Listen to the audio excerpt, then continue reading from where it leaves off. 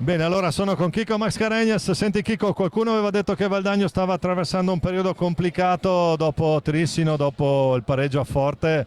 Direi che stasera una bella risposta sul campo, che è l'unica che ci può aspettare.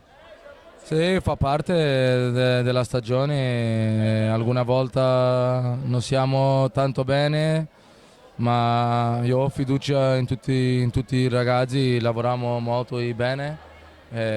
Questo sarebbe un momento. Oggi credo che secondo me abbiamo fatto una bella partita, molto di squadra. Sono veramente felice oggi, credo che abbiamo preso quel gol che non volevamo, ma alla fine il subito, la somma della partita credo che è molto buona. Sì, direi che hai fatto anche molto turnover, hai fatto girare tutti i giocatori, hai tenuto alti i ritmi. A Follonica mancava il portiere titolare e Vega, però sicuramente non è una mezza scusante, ma Valdagno è riuscito a controllare un po' tutto l'incontro da inizio alla fine.